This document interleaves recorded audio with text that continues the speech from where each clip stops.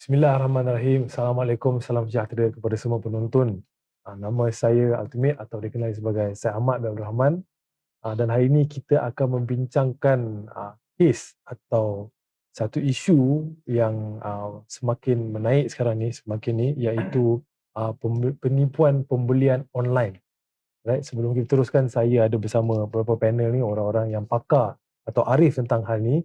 Kita cuba perkenalkanlah.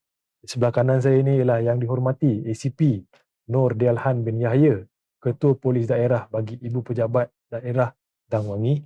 Apa khabar? Alhamdulillah sihat Ustaz. Alhamdulillah. Kita ada specialist kita, Encik Azrul Zafri bin Azmi. Dia Timbalan Presiden Malaysian Cyber Consumer Association. Apa khabar tuan? Baik. Dan juga Encik Daud Izani Oi. Dia merupakan Ketua Jabatan Audit dan Risiko untuk Tuntok Sdn Bhd. Daud, apa khabar? Baik. Kita mulakan kita baik. tanya dengan ACP dulu lah. ACP. Sebenarnya ni satu benda baru ni. Jadi apa itu jenayah penipuan pembelian online? Okey, Assalamualaikum warahmatullahi wabarakatuh dan salam sejahtera saudara moderator dan panelis dan juga para hadirin lah dalam sesi town hall yang diadakan oleh IPD Dang Wangi ini. Jadi berkaitan soalan yang ditanyakan oleh saudara moderator tersebut, pertama sekali sebelum saya jawab, saya ingin menarik ke perhatian semua pihak untuk memahami dan merasai urgensi untuk kita betul-betul ambil berat berkaitan dengan jenayah scammer dan pada hari ini pengkhususan kepada penipuan atas talian. Jadi berdasarkan kepada statistik yang diperolehi dan dianalisa oleh pihak bahagian siasatan jenayah komersial IPD Dang Wangi daripada Januari tahun 2020 sehingga Jun 2022, kita lihat terdapat trend yang menunjukkan peningkatan kepada laporan polis dan juga kertas siasatan yang dibuka bagi kes tipu pembelian secara online inilah. Dan jika kita lihat daripada statistik pada tahun 2020 saja, kita telah menerima sebanyak 127 laporan polis dan siasatan juga kita jalankan, dan kita lihat pada tahun 2021 sebanyak 173 kes dilaporkan. Jadi ada peningkatan daripada 127 pada tahun 2020 dan kepada 173 pada tahun 2021. Dan pada tahun 2022 daripada Januari sehingga Jun 2022 sebanyak 67 kes telah dilaporkan.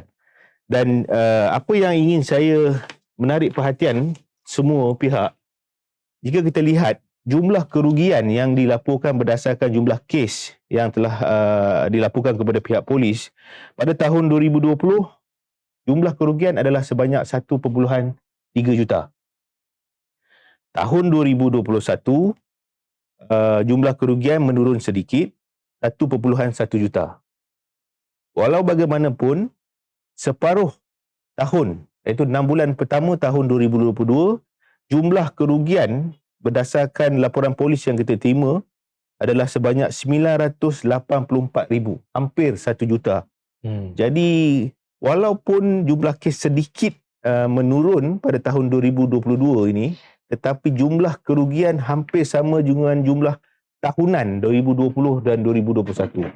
Dan ini agak membimbangkan dan beberapa perkara perlu diambil perhatian utama oleh masyarakat dan orang ramai, dan ini adalah salah satu mekanisme yang kita pihak polis akan adakan bagi menyampaikan maklumat, pengetahuan supaya dapat mengelakkan daripada menjadi mangsa kepada skema-skema ini.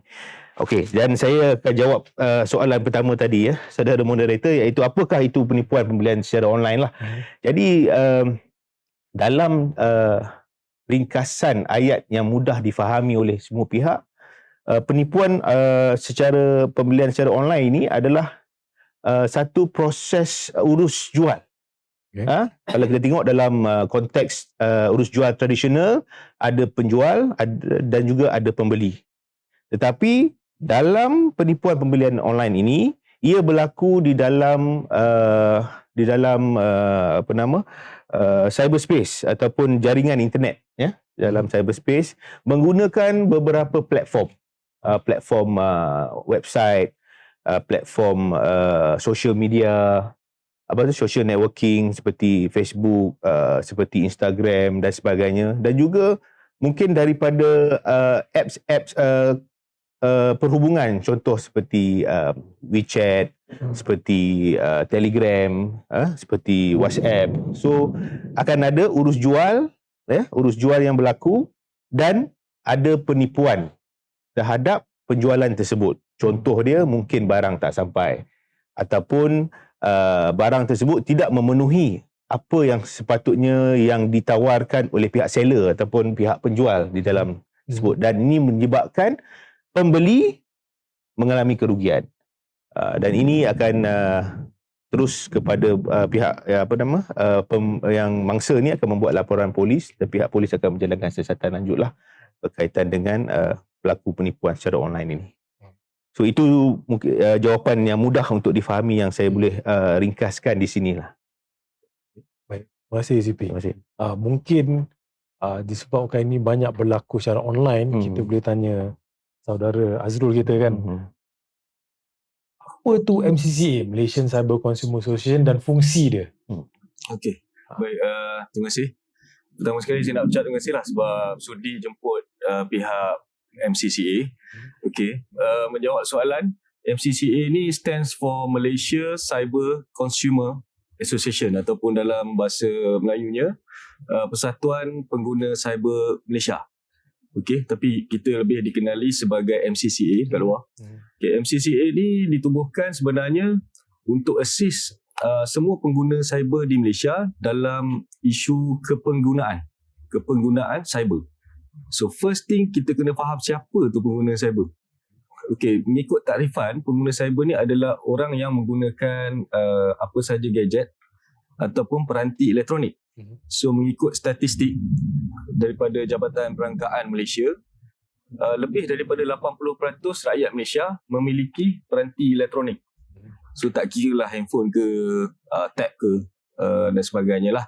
Dan dengan liputan internet yang luas pada hari ini juga melebihi 80%, ya, dan kita pun dah dideclare internet sebagai salah satu utility macam air, elektrik, kan. So kepenggunaan cyber hari ini memang sangat luas. So kita merasakan bahawa pentingnya ada satu organisasi yang mana kita boleh bantu menyebarkan dan juga memberi pendidikan kepada pengguna-pengguna cyber ini dalam urusan kepenggunaan cyber mereka hari-hari. Contoh hari ini kita nak pergi bank pun, kita dah tak pergi bank kan. Untuk urusan perbankan kita guna phone juga, kita guna apps. Kalau kita nak bayar saman pun pakai online. Kita nak belajar pun online. Banyak online. So kita punya peranan adalah lebih untuk menerangkan kepada pengguna cyber dalam apa saja isu ni dengan layman term ataupun term-term atau terma-terma yang difahami oleh seluruh pengguna cyber. Dan kita ada beberapa biro. Biro kita yang agak aktif, satu biro aduan. Okay, so macam-macam jenis aduan kita boleh tengok di website kita, cyberconsumer.my. Ada satu modul dekat situ untuk aduan. So macam-macam jenis aduan yang berkaitan dengan kepenggunaan cyber dilaporkan dekat dalam tu. Okay, tujuan kita terima aduan tu bukan untuk selesaikan masalah mereka ni. Okay, macam contoh paling banyak pun daripada statistik aduan kita adalah berunsur scam ni lah. Scam pembelian, scam pelaburan, makau scam, love scam pun ada. Itu paling banyak lah scam di samping isu-isu lain. Tapi fungsi kita lebih kepada macam mana nak guide pengadu-pengadu ni tadi nak buat apa selepas tu. Sebab kadang-kadang mereka ni bila terkena scam contohnya, dia orang panik. Tak tahu nak pergi polis, kadang-kadang pun dia orang awal-awal tu tak sure. Kan, takut aku ni kena scam ke ataupun overthinking ke kan. Dia macam-macam lah yang bermain di fikiran orang tu lah. Kan, depends on the state of mind orang tu masa terkena tu kan. So selalunya apabila dia orang kena tu, dia orang akan laporkan dulu kepada kita dan kita akan advise. Okay, yang ni untuk kes ni, ini jenayah, ada unsur jenayah. So kita ada tim legal juga yang advise. So kita akan direct dia kepada balai polis berdekatan dan sebagainya. Dan contoh kalau ada juga kes macam cyberbully, okay, ini SKMM, boleh lodge report, ada counselling dan sebagainya. So generally itulah MCCA di samping fungsi-fungsi lain seperti penekanan dalam digital ekonomi dan juga pendidikan dalam ruang lingkup cyber. So mungkin sangat diperlukan lah kan. Jadi bercerita pasal peranti ni, saya rasa mungkin sekarang ni majoriti menggunakan phone, menggunakan telefon bimbit lah. Jadi saya nak tanya Encik Daud ni, saya kadang-kadang saya dapat SMS atau message lah, pesanan.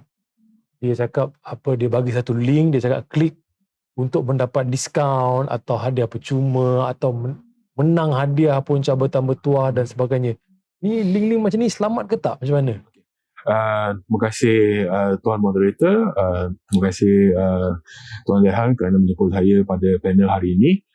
Soalan seperti dimaklumkan oleh Tuan Azrul, di dalam alam cyber sekarang, semua orang ada handphone. Okay? Dan kita juga sering mendapat, kita juga ada apps seperti WhatsApp, ada Telegram, kita ada TikTok, benda-benda macam ni, Instagram.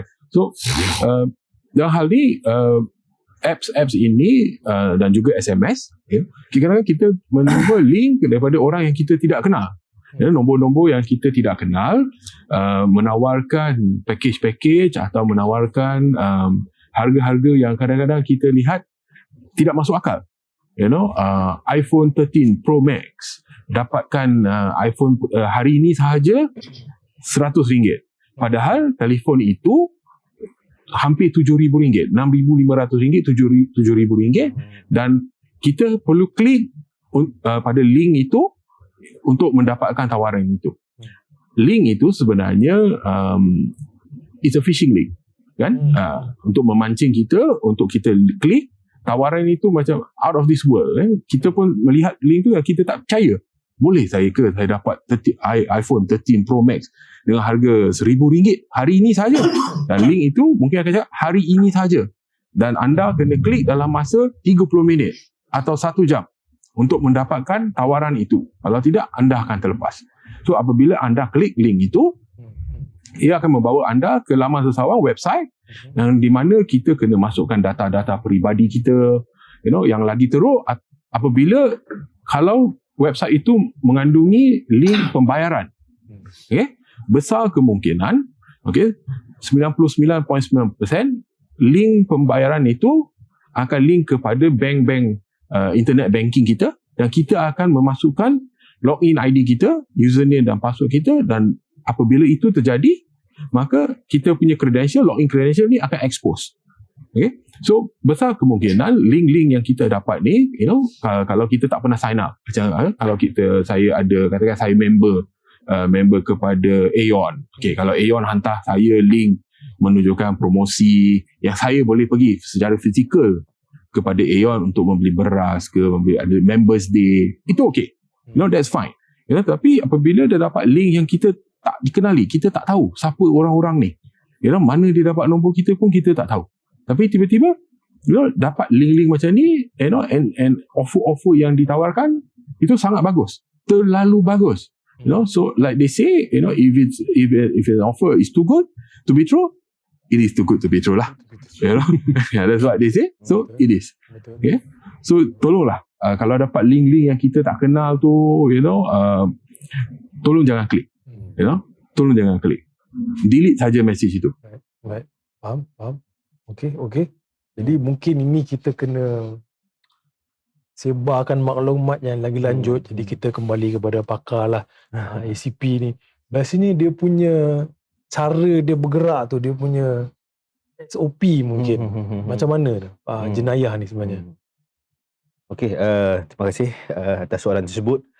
Jadi, kita lihat Dalam konteks siasatan ni kita panggil cara ataupun SOP itu adalah modus operandi lah. Modus operandi yang dijalankan.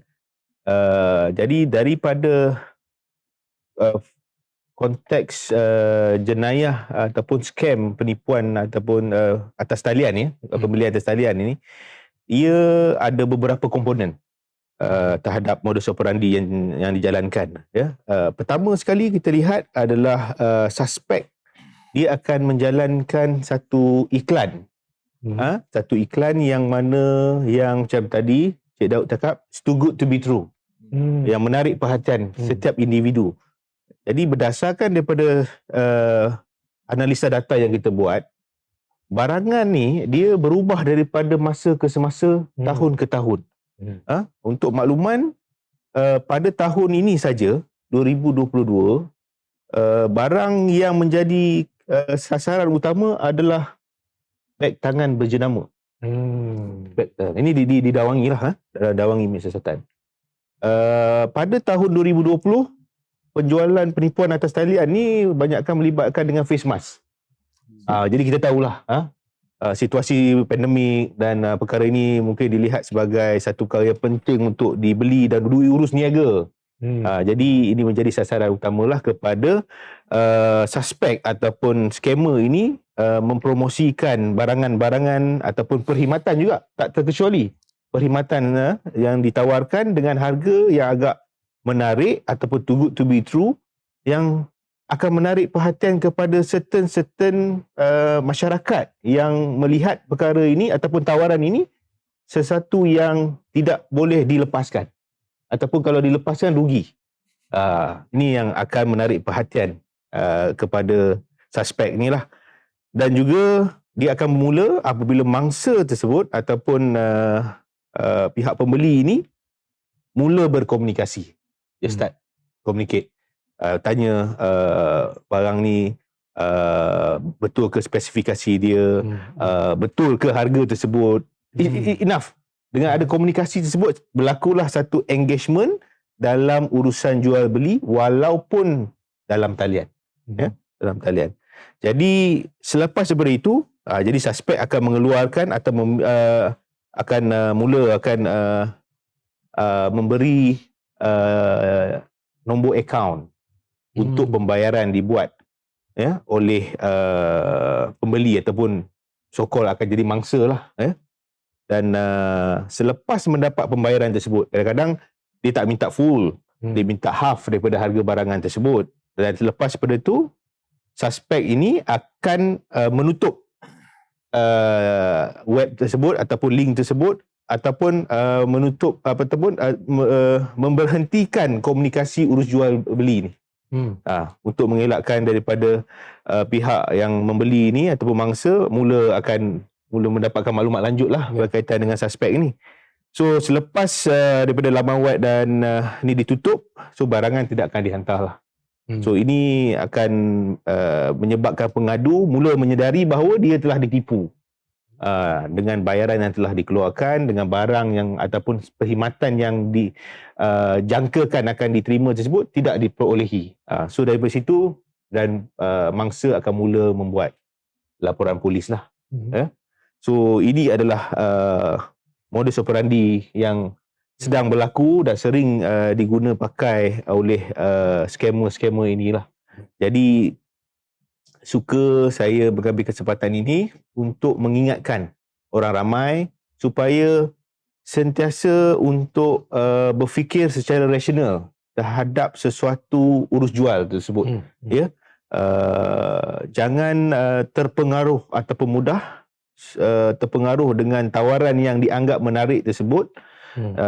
Dan cuba untuk mendapatkan second opinion daripada rakan-rakan, daripada mungkin office mate, mungkin saudara mara, adik-beradik dan sebagainya lah. Jadi ini boleh kita delaykan satu keputusan oleh mangsa ini supaya sebelum dia move kepada second step, iaitu mula berkomunikasi dengan pihak scammer inilah. Faham? So, itu sajalah untuk berkaitan modus operandi ni. Jadi kita dah nampak cara aliran bekerja dia kan. Dan bila dia berhubung dengan mangsa ni biasanya atas alat peranti. Kan, jadi kita nak tanya kita punya tech specialist ni. Kan, perlukah kepada kita sebagai pengguna biasa melengkapkan alat peranti kita, tak kisahlah apa, dengan satu sistem pertahanan lah. Kan, kalau kita dulu tahu yang ada PC, ada laptop ni, biasanya kita pasang antivirus punya software. Ada ke tak? Kalau ada, perlu atau tidak? Okey, sebenarnya jawab soalan tu kan, kita banyaklah teknologi, aplikasi yang canggih zaman sekarang untuk jadikan pertahanan. Tapi bagi saya ia tidak ada kaitan pun dengan kita untuk mempertahankan diri kita daripada kena scam. Sebab the best defense sebenarnya is ourselves. Benteng yang paling penting sebenarnya adalah diri kita sendiri. So sebab tu dalam arena cyber security ataupun keselamatan cyber, hari ini dia telah popularkan satu ideologi yang dinamakan zero trust.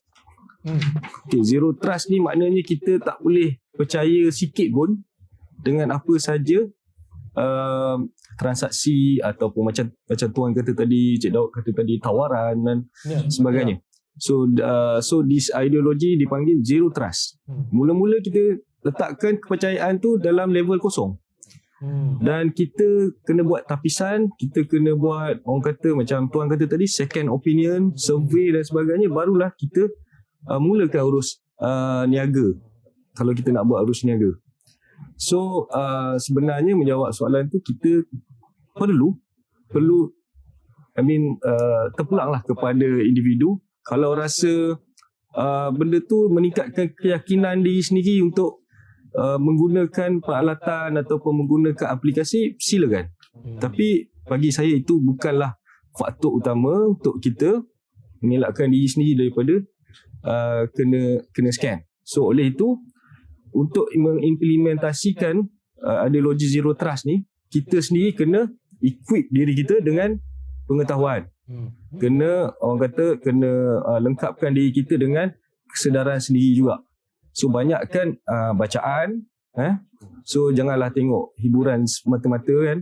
Tengoklah juga ruangan-ruangan news dan sebagainya, sebab rasanya pihak PDRM pun sendiri ada banyak mewawalkan tentang kes-kes masa.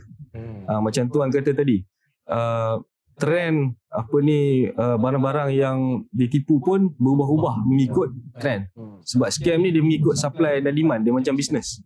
Kan, time face mask tengah diperlukan, tengah demand tinggi untuk face mask, scam face mask akan berleluasa. Sekarang beg tangan mewah pula. Mungkin orang sekarang dah kaya kan. Mungkin kan. So itulah, saya rasa itu sajalah dalam menjawab soalannya tadi tu. Faham. Okey.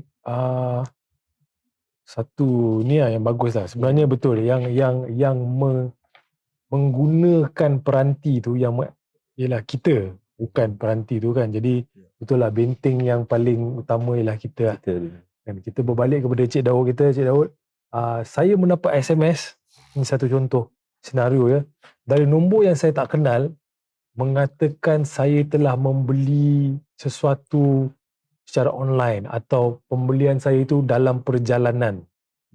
Kan dia kata, tapi sebenarnya saya tak beli apa-apa. Tapi saya dapat SMS tu. Kan, apa yang patut saya buat? Saya rasa benda-benda ni sekarang ni berleluasa. Kita mendapat SMS atau message mengatakan kad kredit kita di-charge atau nombor bank kita ditolak dengan X amount duit kerana pembelian di atas talian, daripada mana-mana website atau pelantar penjualan, reseller macam Shopee, Lazada sebagainya. Tetapi padahal kita tak pernah beli apa-apa, kadang-kadang kita pun tak ada akaun. So benda tu besar kemungkinan di dalam mesej itu terdapat nombor telefon yang juga kita tidak kenali, dan disuruh dalam mesej itu untuk kita call nombor-nombor ini untuk bertanya, kenapa dengan charge kepada akaun saya, kan, bank saya kena tolak RM3,000, RM5,000, padahal kita tak pernah buat. Sebenarnya mesej-mesej itu yang dihantar itu sebenarnya untuk memancing kita untuk call nombor telefon itu, dan apabila kita menelpon nombor itu, okey, makanya kita akan diberitahu bahawa nombor kad kredit kita digunakan atau nombor akaun bank kita ditolak dengan seberapa jumlah untuk pembelian seperti ini. Dan selepas itu kita juga akan diberitahu bahawa nombor akaun kita telah dikompromi. Untuk menyelamatkan diri kita, makanya kita akan disuruh untuk mengikut step-step yang akan diberitahu oleh scammer-scammer itu. Okey, seperti dia mintanya nombor bank kita, nombor akaun bank kita. Yang lagi daring, mereka akan minta username and login kepada bank-bank kita, tanya berapa banyak kad kredit yang kita ada. Dan kerana ketakutan itu, kerana kita at that state of mind tu, kita mungkin tidak tahu benda tu betul ke tidak, kan. Akaun kena tolak, itu duit nak beli susu, nak beli beras, tapi dah sekarang dah tak ada. Kita panik. So kita pun bagi username, kita bagi bank detail kita bagi nombor telefon kita, bank-bank banyak menggunakan nama ibu, mother's maiden name sebagai security question. Itu pun kita bagi, alamat rumah kita bagi, kan, nama suami ke, semua kita bagi. Macam semua kita bagi. Sebab kita dalam at that point of time, the state of mind kita kacau, dah tak boleh fikir, kan. So kita bagi semua benda ni. Apa yang kita tahu, nanti soalan-soalan itu orang yang scammer itu akan menakutkan kita. Okay? Dan one thing will lead to another. Ultimately kita, apabila semua data-data peribadi kita telah diserahkan kepada scammer-scammer ni dan pada orang-orang yang tidak dikenali ini, makanya akaun-akaun bank kita akan dikompromi, dan pada masa itu duit-duit yang dalam bank kita itu akan dipindahkan keluar. Itu yang terjadi. So apabila kita mendapat, macam soalan pertama tadi, link, saya dah cakap tadi, kita jangan klik link itu. Okay? Kalau kita dapat SMS yang kita tak kenali, delete saja. Tak payah nak simpan. Delete saja. Kalau betul ada, mungkin even kalau ada pejabat kerajaan yang akan deal dengan kita, pejabat kerajaan tak akan hantar SMS kepada kita. Right? Urusan rasmi kerajaan selalu berurusan melalui pos, kan. Macam mana pun dia akan post surat kepada kita sebagai tanda komunikasi daripada pejabat kerajaan kepada orang perserangan, lembaga hasil dalam negeri, majlis perbandaran, semua ada pos, kan. Kalau tidak akan ada email yang rasmi kepada kita. So delete saja mesej-mesej yang kita tidak kenali. Kalau kita dapat link atau mesej melalui WhatsApp daripada nombor yang kita tak kenal pun, delete saja. Sekarang dalam perkhidmatan app seperti WhatsApp, Telegram, kita boleh delete dan kita juga boleh block. Delete dan block saja untuk menyelamatkan diri kita, kerana macam Tuan Azrul cakap, the best defense is ourselves. The best defense is ourselves. Kerana itu kita kena berwaspada apabila mendapat maklumat-maklumat yang kita sangsi. We are in doubt, makanya jangan buat. Delete saja. Begitu Jadi kita boleh nampak yang berdasarkan statistik juga tu kan. Dia kira semakin meningkat lah. Kalau bukan dari segi kes, dari segi jumlah kerugian tu kan. Jadi mungkin ICP boleh ceritakan tentang faktor-faktor yang menyebabkan berlakunya jenayah macam ini. Okey, jika kita lihat daripada kajian yang dijalankan oleh bahagian siasatan jenayah komersial Dawangi sendiri dalam tempoh 3 tahun ini, kita telah dapat menimbulkan beberapa faktor yang kita percaya inilah menyebabkan berlaku jenayah penipuan kepada mangsa tersebut. Iaitu pertama sekali adalah harapan ataupun obsesi kepada memperolehi keuntungan yang besar. Yang ni saya cakap dalam konteks dia membuat urus jual beli dengan pihak yang lain untuk dia menjalankan perniagaan yang lain. Faham reseller. Saya membuat perolehan ataupun pembelian kepada face mask yang mungkin 10 bernilai 500,000. 500,000. ataupun 300 ribu dengan harga yang murah. Dan saya percaya saya akan dapat keuntungan yang lebih. Dengan 500 ribu, saya boleh mendapatkan keuntungan sehingga 1 juta ataupun 1.5 juta. Dan ini yang akan menyebabkan berlaku faktor pendorong menjadi mangsa. Sebab dia inginkan satu keuntungan yang besar. Bukan sekadar beli untuk penggunaan peribadi, tapi untuk perniagaan reseller seperti yang Cik Daud nyatakan tadilah. So ini adalah antara faktor utama lah.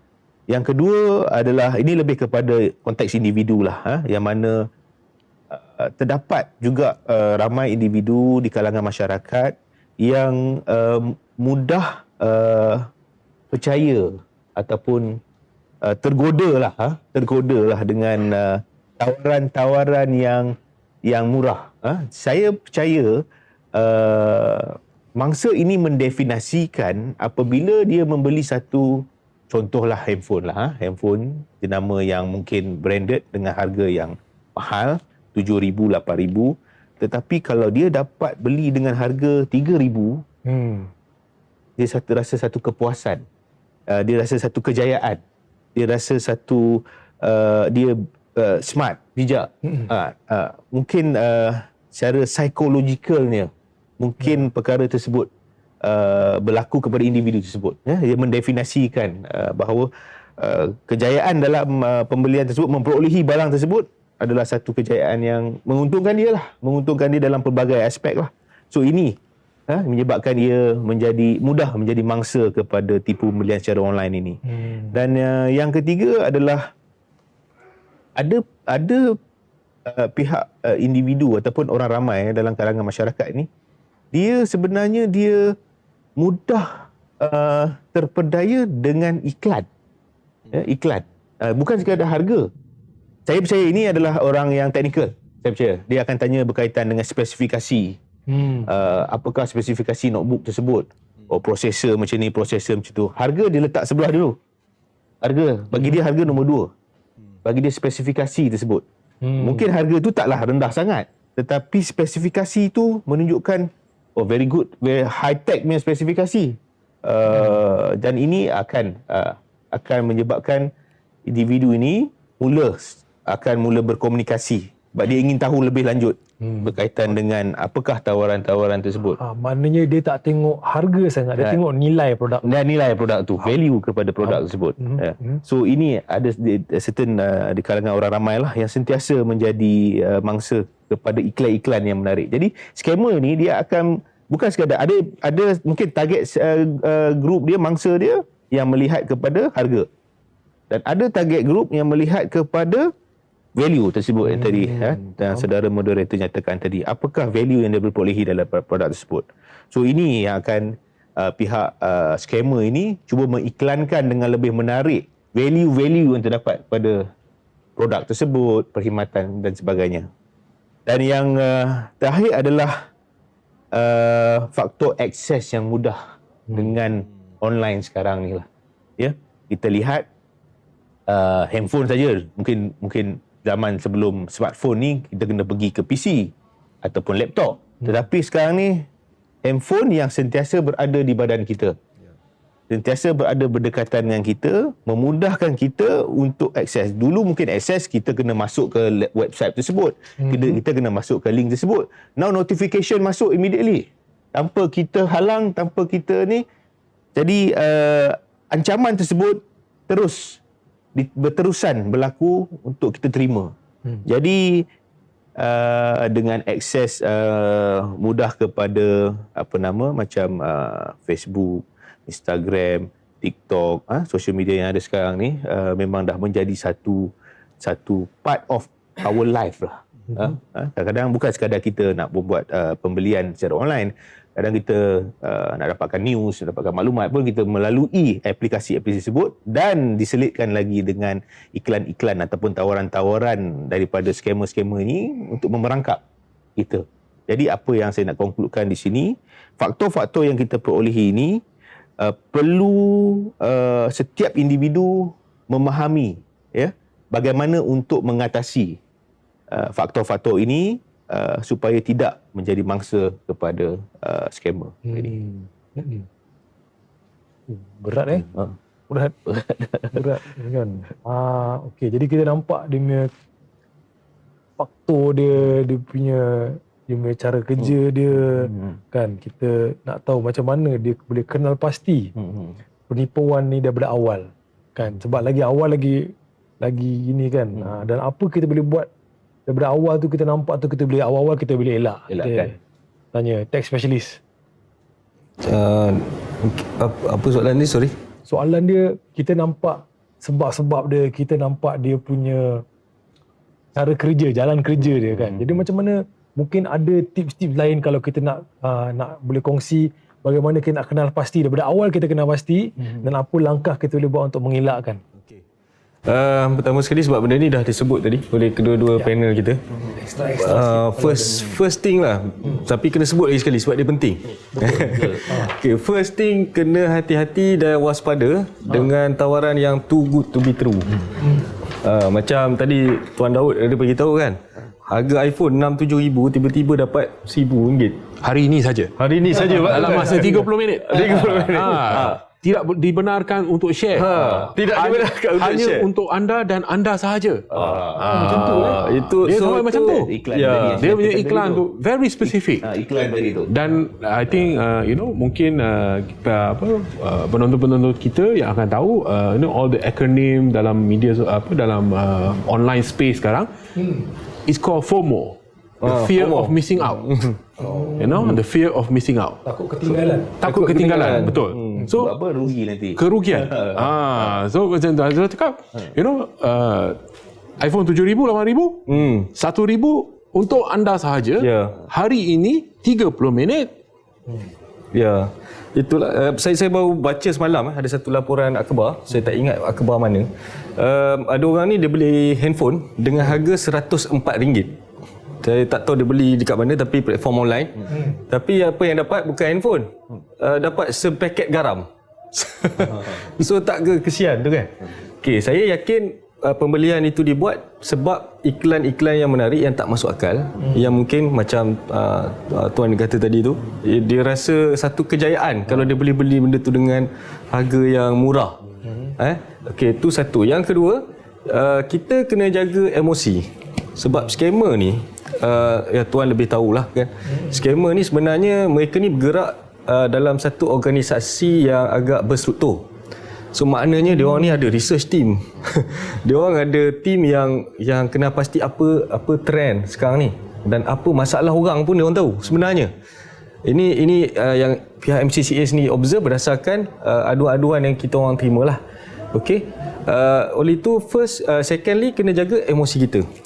Contohnya masa PKP, scam yang berlaku apabila dia manipulasikan emosi orang tengah susah. Sebab masa tu PKP orang tak boleh kerja kan. Orang tak boleh kerja, so tak ada pendapatan, ada masalah. So scammer ni tahu. So dia tahu macam mana nak manipulate benda tu. Dan masa PKP pula orang ramai nak meniaga macam-macam. Dia nak tambah income kan, secara online lah sebab tak boleh keluar kan. So terjadilah scam yang macam Tuan kata tadi tu, beli barang murah untuk dijual semula ke pasaran. Jadi harga reseller tu kadang-kadang tak masuk akal. Okey. Dan yang ketiga, untuk elakkan, of course kita kena tingkatkan pengetahuan dan juga banyakkan bahan bacaan lah. Itu sajalah. Faham. Okay, baik, mungkin satu lagi senario. Saya mendapat kita nak berurusan kan, dan ada orang tak dikenali hubungi kita, dia minta kita punya OTP atau one time password. Biasanya kalau kita buat transaksi bank ni, dia akan bagi melalui SMS, dia akan bagi kita OTP kita. Tu jadi ada mungkin Cik Daud sebab boleh ulaskan ke? Okey, OTP yang kita dapat ni, benda ni sebenarnya memang memang OTP ini datang daripada bank kita.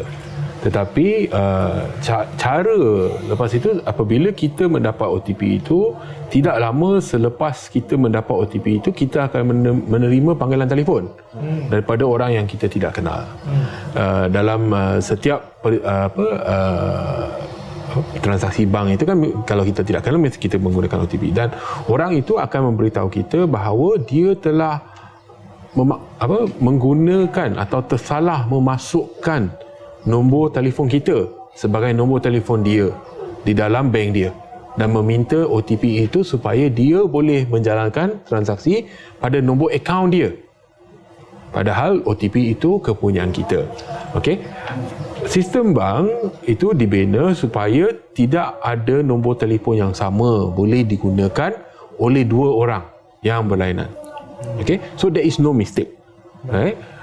OTP hanya dihantar kepada anda dan anda sahaja, dan tidak kepada orang lain yang konon-kononnya telah salah memasukkan nombor telefon. Oh, saya cik, maaf, saya masuk bank salah buat, dia masukkan nombor telefon yang saya. Nombor saya 9994, nombor cik 9949. Kan, biarkan satu digit atau kedudukan digit itu yang berlainan, makanya OTP itu salah hantar. Kan? Tetapi sebenarnya tidak.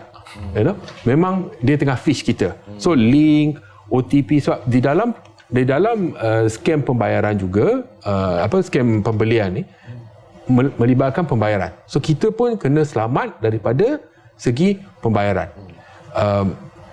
Tapi saya nak tambah sedikit, tadi masa MCO Cik Azul cakap, masa MCO kita ramai yang kehilangan kerja, mencari rezeki daripada bisnes-bisnes yang boleh dijalankan di dalam rumah. Juga masa PKP juga kita orang Malaysia ni kita baik hati, kan? Malang sekali pada masa itu juga terdapat orang minta donation, online donation.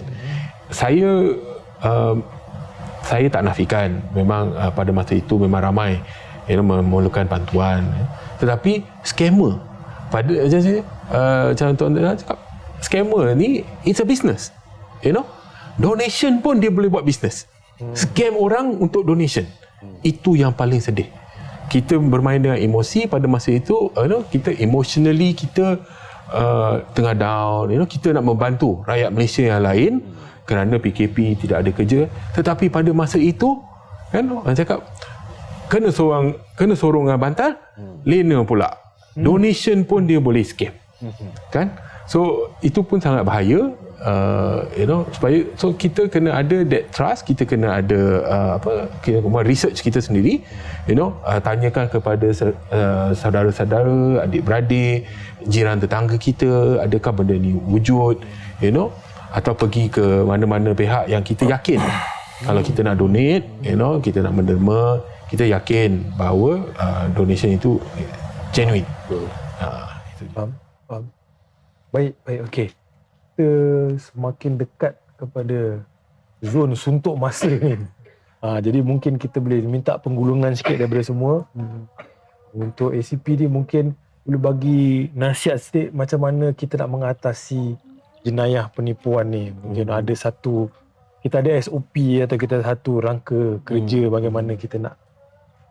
Okey, untuk mengatasi ataupun menjadikan satu tools untuk menyelamatkan diri daripada menjadi mangsa kepada scammer ni, pihak PDRM ada mewawarkan satu term ataupun akronim iaitu STAR, STAR, ya. Yang pertama S iaitu stop. So apabila berlaku saja satu establishment ataupun satu perhubungan untuk urusan jual beli tersebut, individu ataupun mangsa ni ataupun bakal mangsa ataupun ni, kita orang ramai ni perlu untuk stop daripada bertindak kepada tindakan lanjut, next move yang kita nak buat. Jadi kita perlu stop, terus tercheck balik dengan apa yang sepatutnya lah, second opinion dan sebagainya. So T, lepas daripada stop, kita ada T iaitu think. Kita kena ada masa, beri masa kepada kita, ruang masa kepada kita untuk berfikir. Tetapi macam Cik Dia cakap tadi, dia orang pun scammer pun pandai. Dia menekankan kita dengan mangsa 30 minit saja untuk berfikir. Tapi kalau kita ada 30 minit, okey lagi. Kalau kita tak ada 30 minit dan kita tak berfikir, ini yang akan menyebabkan kita terjerumus menjadi mangsa kepada scammer ni. Jadi we need to think. Stop dan think. Adakah tawaran ini logik, rasional? Apa cuba kita fikirkan keperluan dan sebagainya lah. Adakah tawaran ni, penjual ini adalah genuine, melalui platform yang betul, butiran daripada penjual ini betul ataupun tidak. Jadi secondnya adalah think. Dan yang seterusnya adalah A. S-T-A. A adalah ask. Kita bertanya. Macam saya cakap tadi, kita bertanya. Pertama sekali, kita bertanya pada diri kita sendiri. Dan kedua, kita bertanya kepada second opinion kita. Rakan-rakan sepejabat, ahli keluarga dan sebagainya. Untuk mendapatkan second opinion. Adakah tawaran ini betul, logik, kita dah dapatkan. Dan kita perlu boleh menerima. Mungkin kita macam percaya. Tapi bila orang cakap kata, tak betul tu, kita pula tak boleh terima. Dan kita need to be betul-betul open, rational. Sebab apa yang tindakan kita buat ni untuk bertanya, mendapat pandangan supaya untuk menyelamatkan kita daripada menjadi mangsa. Dan yang terakhir ada R, iaitu respon. Apa yang dimaksudkan respon di sini adalah kita membuat decision selepas kita dah buat proses tadi, stop, think, ask, dan kita akan respon dengan menamatkan komunikasi tersebut. Menamatkan komunikasi tersebut ataupun kita membuat laporan polis. Menyalurkan maklumat-maklumat ini yang kita perolehi supaya pihak polis dapat memperolehi maklumat-maklumat dan boleh membuat analisa dan seterusnya mengambil tindakan dalam memerangi jenayah scam ni. So itu yang saya ingin sampaikan di sinilah berkaitan dengan Star. Dan saya ingin ambil kesempatan di sini juga untuk memaklumkan pihak polis ada menyediakan kemudahan ataupun platform kepada pengguna ataupun pihak orang ramai untuk membuat semakan secara atas talian ke atas mule account. Jadi untuk makluman semua, dalam transaksi yang berlaku ini, kebanyakan akaun yang disalurkan duit tersebut, pembayaran dibuat itu adalah akaun mule, akaun kaldai, mule akaun yang dimiliki oleh orang lain. Dengan kaedah cara lainlah memperolehi nombor akaun tersebut. Jadi pihak polis ada menyediakan satu database berdasarkan dengan maklumat laporan polis yang kita terima. Kita mewujudkan satu database iaitu boleh dilayari di https semakmule.rmp.gov.my. So dengan membuat semakan di sini, kita boleh tahu pembayaran yang kita akan buat ini kepada akaun, adakah akaun mule ataupun tidak. Jika akaun tersebut ada di dalam database pihak PDRM iaitu akaun mule, jadi dari situ lagi kita dah boleh stopkan kita punya transaksi ataupun urus jual ini. Yang kedua, pihak polis ada menyediakan QR code. QR code seperti poster yang mana kita boleh scan QR code tersebut, dan QR code tersebut kita boleh simpan semua poster-poster yang menerangkan berkaitan dengan scam-scam ini di dalam handphone secara soft copy. Jadi kalau kita bagi kertas dan sebagainya, selalunya akan ditinggalkan dan sebagainya. Jadi dalam dunia dan era digital ini, kita mendigitalkan juga kita punya kempen, kita punya pendekatan kepada awareness dan kempen-kempen yang kita buatlah. Dan jika mempunyai sebarang pertanyaan yang lanjut, was-was ataupun apa, pihak orang ramai boleh menghubungi IPD Damwangi ataupun hotline Polis Kuala Lumpur ataupun mana-mana balai yang berdekatan untuk mendapatkan maklumat, iaitu seperti yang saya katakan tadi, ask. So part of the ask, you ask the police, ask pihak polis juga untuk pihak polis menjalurkan maklumat. Okey, itu sajalah. Faham. Okey, Encik Azrul, mungkin kita dengar tadi bagaimana usaha pihak polis. Ada ke cara peranan atau pandangan MCCA yang boleh dimainkan untuk bekerjasama dengan pihak polis untuk tolong semua pengguna kat Malaysia ni dalam segi ni lah, segi scam ni? Okey, sebenarnya kita sentiasa open lah kalau pihak PDRM nak minta kita punya pelibatan ataupun kita JV lah dalam certain program untuk awareness kepada seluruh pengguna cyber. Dan saya rasa saya nak ambil kesempatan ni juga, kalau boleh saya nak suggest sikit kepada pihak PDRM kan, Sebab saya tengok banyak sebenarnya inisiatif daripada pihak polis ni untuk awareness, kesedaran, informasi kepada pengguna ni. Tapi cumanya medium penyebaran ni saya cadangkan supaya diluaskan sedikit kan. Contohnya kita boleh gunakan influencer kan. Macam contoh sekarang ni tengah hot TikTok. So macam tuan kata star tadi tu kan, mungkin boleh dijadikan satu tarian dalam TikTok kan, supaya dia lebih viral kan. Orang tengok, oh okey, lama-lama orang ingat kan benda-benda macam tu. Dan juga macam media-media macam saya makan mule account, macam apa tadi tu ada macam-macam lah tadi ada ni kan, ada tempat reference tu kan. Mungkin boleh kita sebarkan melalui banyak lagi medium.